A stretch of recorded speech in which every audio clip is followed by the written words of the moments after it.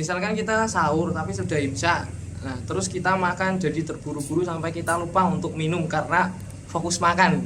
Kira-kira boleh nggak kita minum untuk menurunkan nasi tersebut gitu, walau adzan? Mungkin dia pas imsak itu makan buru-buru, nah masih tersendat di tenggorokan gitu lah. Nah tiba-tiba adzan gitu, nah ini mau diminum atau boleh nggak minum air putih gitu loh? Itu namanya siap menerima resiko. Oh iya. Ya, setiap perbuatan ada resikonya. Oke. Ya. Mergo dekne ora mikir, mangan ora ndelok wektu, ya kan? Wis bar apa? Mangan urung bar, urung ngombe kok wis adzan. Ya, dia harus berhenti. Makanya di kita ini alhamdulillah no imsak. Wah, ini enak nih Indonesia ada imsak karena ada peringatan. Kau hidup di Arab, di Mekah itu ada imsak itu di sana. Langsung ngerti-ngerti adzan. Wah bingung gue mesti. Wah wis adzan piye padahal urung ngombe. Bingung kok. Resikonya nek wis adzan ya sudah berhenti. Makanya di Indonesia enak ada imsak, perhatikan betulan. Bila perlu pasang alarm dhewe. Ya, alarm ra iso kon gugah koncone nek sing urung apa? Berumah tangga. Nek wis berumah tangga yo minta gugah sama istrinya. Pokoknya pas tukaran ke bojone wah berat itu. Saya itu juga pernah tukaran ke bojo itu jalur digugah gitu. Karena kayak tukaran kan ya ora omong-omongan. Nah, ora omong-omongan. Aku mau tulis SMS tok karo bojoku WA. Aku tak tulis kertas pertanyaan mau. Tolong saya nanti sahur dibangunkan ya. Tak tulis dulu kertas. Ngerti-ngerti. Tangi-tangi kok wis jam 10 awan. Bayangkan saja. Saya memang enggak bisa nek tidur kemudian iso sahur dhewe iki ra iso. Nah, itu memang bangsa tangi awan saya. Nek wis tidur ya sudah sahurnya hilang. Ngamuk aku karo bojoku. Sing asale ora sida omong-omongan ya, asale neng-nengan. Ini gara-gara ora digugah sahur bojoku tak sengeni. Genti gelem ngomong apa bojoku, aku wis njaluk tulung gugah sahur, kok larangmu gugah iki piye? Bojoku yo jawab, "Kowe caramu mau njaluk tulung mbak aku piye?" Kita tulis lo ya. Ayo, saiki delok ana sebelah bantalmu. Ternyata istri saya juga gugah saya, sahur, bangun. Itu dengan ditulis. Makanya hati-hati kalau nanti sudah punya istri, selama Ramadan bisa ya jangan hanya Ramadan. Setiap harinya jangan sampai tukaran, begitu ya. Untuk yang lain. Nah, ini ada pertanyaan yang berkesinambungan gitu dengan dunia peristrian gitu. Ya begini Bib, bagaimana hukumnya menunda pernikahan setelah khitbah gitu. Artinya dia itu khitbah lamaran gitu loh. Lamaran itu di bulan Februari, dia itu nikahnya 7 tahun lagi atau 2 tahun lagi begitu. Bagaimana hal yang seperti itu? Menunda pernikahan. Menunda pernikahan setelah khitbah. Itu udah masuk akal itu. Oh, jadi mungkin begini, Beb. Pas lamaran sudah menentukan tanggal, misal bulan Februari, ternyata bulan Februari masih belum menemui kesiapan. Terus dia mau pindah di bulan Desember lah atau apa. Dan itu jangan tanya saya. Iya, ya, itu tanyanya sama pihak keduanya tadi. Wong wis ngelamar anake wong kok kemudian arep iku batane membatalkan tau kowe nek malahan. Membatalkan hari H pernikahan, mundur meneh. Nah, kalau itu ya kau tanya sama pihak keluarga dia. Ya, yang tanya itu kok kontakon nih. Kau tanya sama pihak keluarganya, kalau saya tunda lagi nikahnya bagaimana? Kau takonmu mbek aku. Aku jawab oleh aku digebuki karo pihak mertuane kono. Ya, enggak bisa. Itu tanya sama nenek, pihak keluarganya kok mengizinkan, ya enggak apa-apa. Tapi kalau tidak, ya jangan, ngono lho.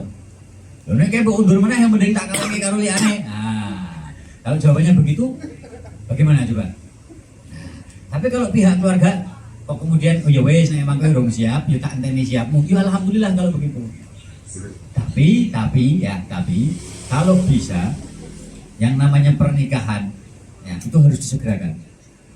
Kau besok kalau punya anak, amin ya, mudah-mudahan ya. Kalau punya anak, kalau anakmu wis kepingin nikah, itu harus disegerakan.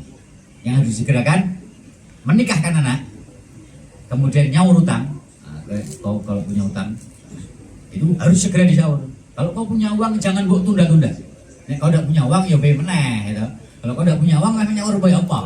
Tapi kalau kau punya uang segera sahur. Jangan buat tunda. Aduh kebutuhanku jek ono sing gue iki tangi sesuk nah ya. Enggak boleh. Nah, tadi apa? Menikahkan anak, kemudian apa? Utang, yang terakhir ngubur jenazah. Itu harus disegerakan. Jadi apa meninggal sekarang nggak boleh kubur sebulan lagi ya, nggak bisa. Selain bau juga itu secara syariat nggak boleh. Ya, 3 hari itu harus disegerakan.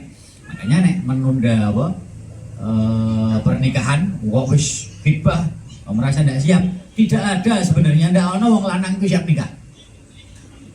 Tidak ada, ditakoni masih aku belum siap, aku belum siap.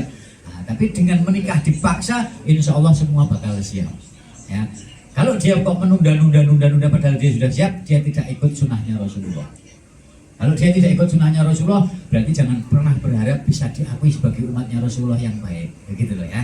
Eman-eman, wis siap wis sandene wong wis dilamar kok dadak ngenteni macam-macam. Ya, begitu. Ya, nah ini tadi kan disebutkan kalau misal nantinya sudah punya anak, nah anaknya itu pengen nikah segera kan. Nah, konteksnya kalau misal sekarang ditarik di posisinya si anak, misalkan saya ini sudah pengen nikah sekali. Nah, apa ya? Yang 2 kali. satu kali. Nah, bagaimana cara mengaturkan keinginan itu kepada orang tua gitu? Kau punya orang tua? Ini misalkan Iya, orang lain. Pertanyaannya makanya, kau punya orang tua? Punya. Ketika kau minta uang sangu SPP, wong tuamu bicaranya? Ditulis. Oh, kamu jawabnya ditulis juga kan? Lewat sih. Ya, di duit.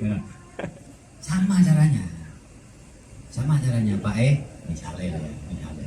Pak aku kok kepengin kawin karo siapa? Apa pacarmu siapa jadi? Pak kau udah punya pacar ya? Gitu. Punya. Masa payu kau udah punya ya? Ya mudah-mudahan payu lah. Karo siapa? Kalau kau sudah punya, kau tanya sama orang tuamu, Pak, saya mau menikah dengan si A. Jenengan ridho mboten. Ibumu juga kau tanya, jenengan ridho mboten. Nah, orang tuamu juga sudah ridho, nah silahkan. Mohon Pak dilamarkan. Nah, ngono lho. Jangan tiba-tiba, pokoknya Pak aku nak ora karo si Suk ini aku moh. Padahal bapakmu udah setuju dengan Suk ini. Pernikahan ini juga kau harus memikirkan ridho orang tua. Ya. Kalau misalnya kau dijodohkan, nah, kau mau enggak kira-kira dijodohkan sama orang tua? Kau mau enggak? Kalau sama yang itu mau. Oh, ya.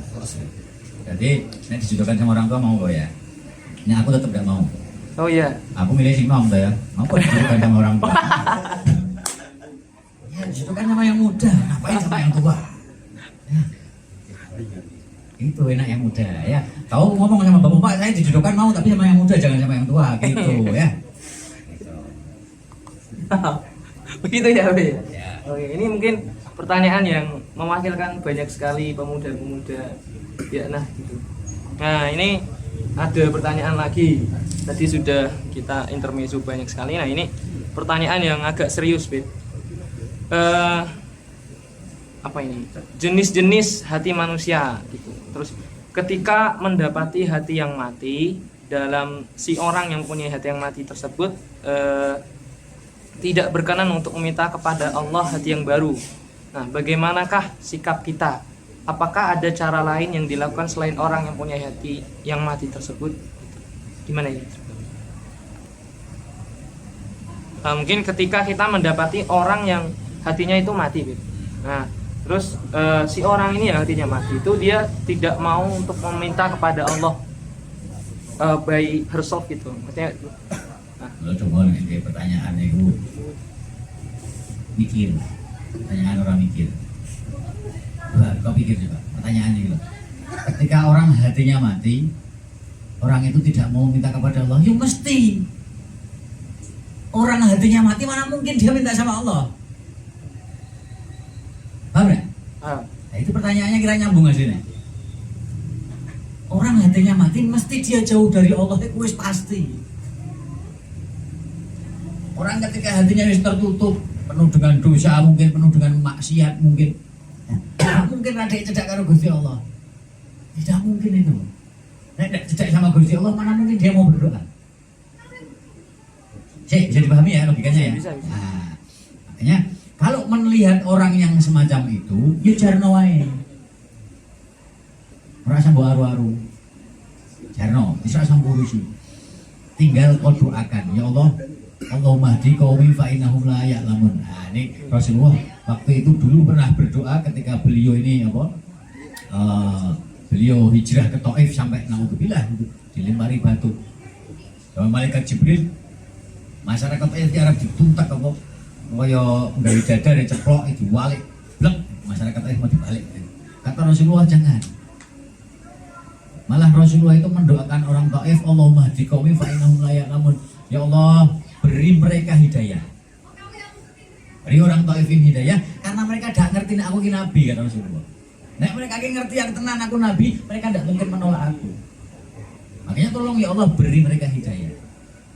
Nah, kalau kita melihat orang-orang yang hatinya mati, mungkin penuh dengan dosa macam-macam, dongakno.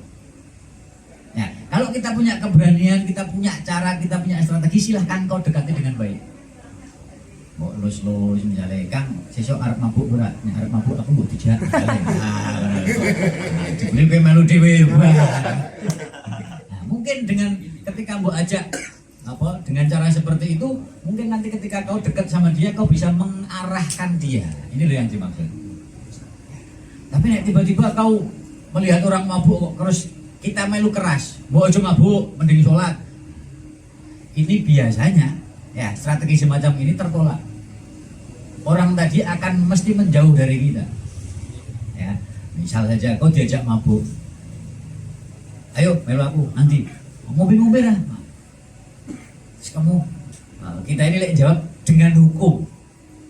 Ya, dengan hukum, wah tidak boleh mabuk itu haram. Ini kan memang benar, jawaban benar.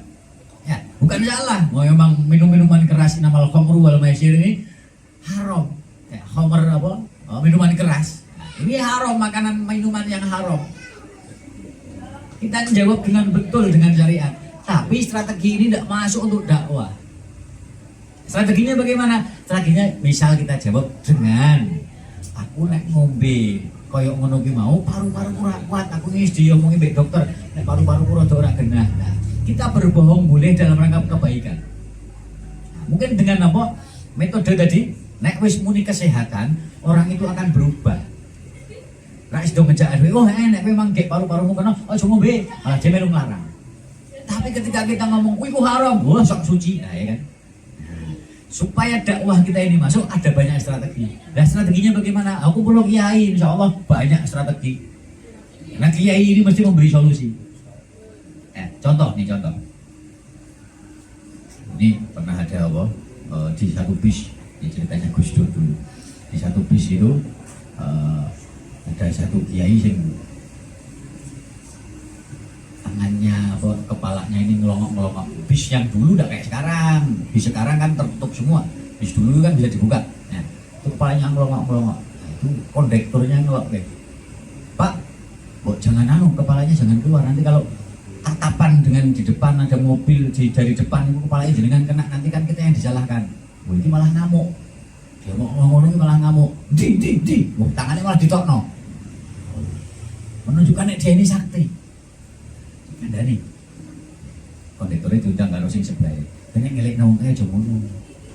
Nek mbok lagi ngono malah wong dhek wong sekti kok. Carane beda. Wis meneng wae. Kendaraane aku. Kandani. Pak Yai nyuwun sewu. Astone jenengan jangan di luar. Nek astone jenengan di luar, mungkin nek kena tiang listrik itu gel pripun. Langsung tangane ditarik. Nah, kan caranya ini loh yang penting. Sama, kau pengen merubah hatinya orang, caramu itu yang penting. Gitu loh. Jadi pahami ya? Bisa. Pertanyaan yang lain. Oke.